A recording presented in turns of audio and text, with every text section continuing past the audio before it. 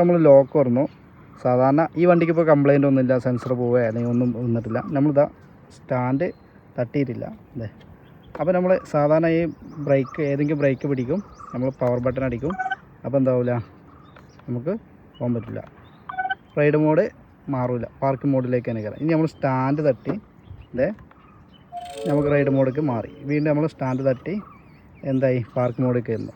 ഇനി ഈ സ്റ്റാൻഡ് തട്ടി കണ്ടന്നെ അല്ലെങ്കിൽ സ്റ്റാൻഡ് കംപ്ലൈൻ്റായി സെൻസർ പോയി, ആ സമയത്ത് നമുക്ക് എങ്ങനെ റൈഡ് മോഡിലേക്ക് ആക്കുക എന്നുള്ളത്.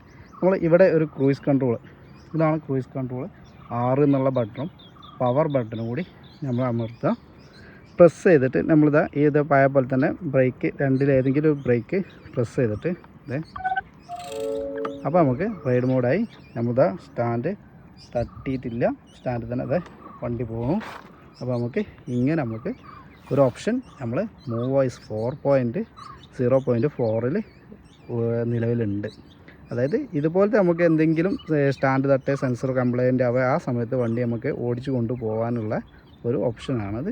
അപ്പോൾ ഒന്നും കൂടി പറയാം, ക്രൂയിസ് കൺട്രോൾ ബട്ടണും അതേപോലെ പവർ ബട്ടണും ഒരേ സമയം പ്രസ് ചെയ്യുക. ഓക്കെ, ഇതാണ്